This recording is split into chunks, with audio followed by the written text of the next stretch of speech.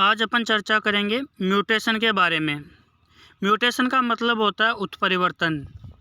तो उत्परिवर्तन या म्यूटेशन शब्द सर्वप्रथम सन 1900 में ह्यूगो ड्यूरिच नामक वैज्ञानिक ने दिया था, और म्यूटेशन थ्योरी है वो भी ह्यूगो ड्यूरिच नामक वैज्ञानिक ने दी थी। और ह्यूगो ड्यूरिच ने म्यूटेशन को सर्वप्रथम पादप में खोजा था, और जिस प्लांट में म्यूटेशन को खोजा गया ह्यूगो ड्यूरिच द्वारा, उस प्लांट का नाम है इवनिंग प्रिमरोज, जिसका वैज्ञानिक नाम है ऑर्निथेरा लैमार्कियाना। यानी उत्परिवर्तन को सर्वप्रथम 1900 में ह्यूगो ड्यूरिच नामक वैज्ञानिक ने खोजा था।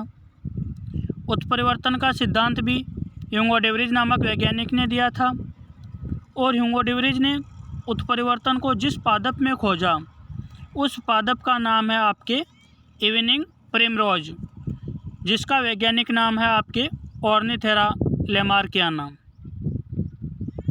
अब अपन चर्चा करते हैं कि उत्परिवर्तन किसे कहते हैं। यानी जीवों में अचानक उत्पन्न होने वाले परिवर्तन जो वंशागत होते हैं, और ऐसे परिवर्तनों को ही उत्परिवर्तन कहते हैं।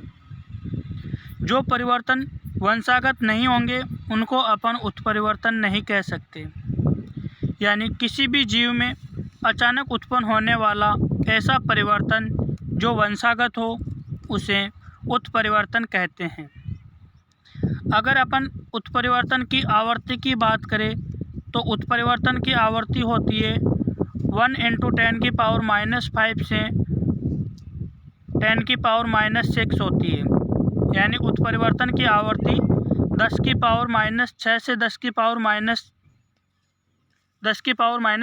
से 10⁻⁻6 होती है। इतनी तेज गति से उत्परिवर्तन होता है। प्रकृति में प्रेरित उत्परिवर्तन ज़्यादा होता है। अपन अगर उत्परिवर्तन की बात करें तो नेचुरल उत्परिवर्तन है जो बहुत कम पाया जाता है, लेकिन प्रेरित या इंड्यूस्ड म्यूटेशन है वो बहुत ही ज़्यादा पाया जाता है।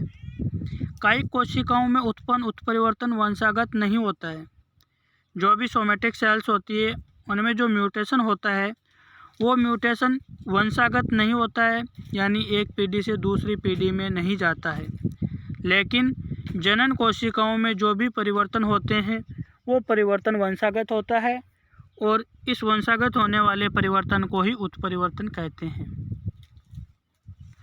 अब अपन बात करते हैं उत्परिवर्तन के क्लासिफिकेशन के बारे में कि उत्परिवर्तन कितने प्रकार का होता है।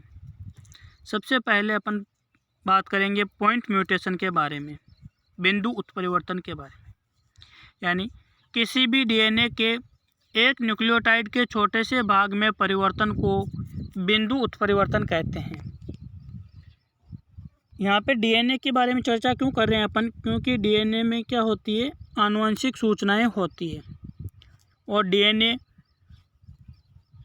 जीव जंतुओं और पेड़ पौधों में, कई पेड़ पौधे और जीव जंतुओं में आनुवंशिक पदार्थ का कार्य करता है, जिसमें आनुवंशिक सूचनाएं निहित होती है। तो डीएनए के एक न्यूक्लियोटाइड के छोटे भाग में जो उत्परिवर्तन होता है, उस परिवर्तन को अपन पॉइंट म्यूटेशन कहते हैं। दूसरा प्रकार है आपका स्वतः उत्परिवर्तन, सेल्फ म्यूटेशन। कई बार वातावरण में उपस्थित विकिरण और रासायनिक पदार्थों के कारण डीएनए में अपने आप बदलाव आ जाते हैं, और डीएनए में अपने आप बदलाव आने की स्थिति को स्वतः म्यूटेशन या स्वतः उत्परिवर्तन कहते हैं। तीसरा प्रकार है अपने प्रेरित उत्परिवर्तन या इंड्यूस्ड म्यूटेशन। यानी किसी कारक के बार बार जीन के संपर्क में लाने के कारण डीएनए में जो बदलाव आता है उसे इंड्यूस्ड म्यूटेशन कहते हैं। मान लो अपने पास कोई जीनी संरचना है, और उस जीन के संपर्क में अपन बार बार किसी अन्य जीन या कारक को ला रहे हैं, और उस कारक की उपस्थिति के कारण डीएनए में जो बदलाव आता है उसे इंड्यूस्ड उत्परिवर्तन कहते हैं। जो अपन अपने फ़ायदे के लिए करवाते हैं, उसका परिणाम क्या होता है उसका कोई अनुमान नहीं लगाया जा सकता। अब बात करते हैं अपन सोमेटिक म्यूटेशन के बारे में। यानी कई कोशिकाओं में उत्पन्न उत्परिवर्तन को सोमेटिक म्यूटेशन कहते हैं, और ये वंशागत नहीं होता है। नेक्स्ट है युग्मकीय उत्परिवर्तन या जर्मिनल म्यूटेशन, यानी जनन कोशिकाओं में युग्मक निर्माण के दौरान होने वाले परिवर्तन को युग्मकीय उत्परिवर्तन कहते हैं। जैसे एनकॉन बेड का लंबा शरीर और छोटे पैर वो जर्मिनल म्यूटेशन का परिणाम है। जब वहाँ पे युग्मक निर्माण हो रहा था तो युग्मक निर्माण के दौरान अचानक किसी प्रकार का परिवर्तन हुआ और वो परिवर्तन जनन कोशिकाओं में हुआ जो अगली पीढ़ी में स्थानांतरित हो गया, और एनकॉन बेड का शरीर है जो लंबा हो गया और उसके पैर है वो छोटे रह गए। इस प्रकार से ये युग्मकीय उत्परिवर्तन हो गया।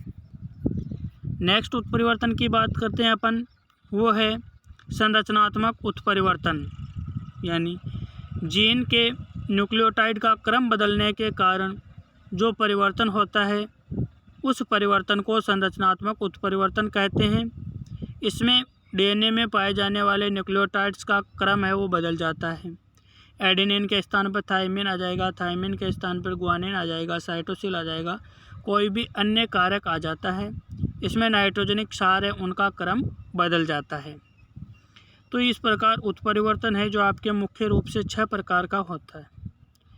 अगर आपको पूछ लिया जाए कि उत्परिवर्तन की इकाई क्या है, तो उत्परिवर्तन की इकाई है वो है आपके म्यूटॉन। कई बार क्वेश्चन पूछा जाता है कि उत्परिवर्तन की इकाई क्या है, तो उत्परिवर्तन की इकाई म्यूटॉन है। अब उत्परिवर्तन कारक किसे कहते हैं, यानी वे कारक या कारण जिनकी उपस्थिति में परिवर्तन या उत्परिवर्तन होता है, ऐसे कारकों को म्यूटेजन कहते हैं। यानी वे कारक या कारक जिनकी उपस्थिति में उत्परिवर्तन होता है और ऐसे कारकों को म्यूटेजन या उत्परिवर्तन कारक कहा जाता है। अब अपन उत्परिवर्तन की विशेषताओं के बारे में नेक्स्ट क्लास में चर्चा करेंगे कि उत्परिवर्तन की क्या विशेषताएं हैं और उत्परिवर्तन क्यों होता है, उत्परिवर्तन के क्या कारण है और क्या उत्परिवर्तन का महत्व है। इसके बारे में चर्चा अपन नेक्स्ट क्लास के अंतर्गत करेंगे।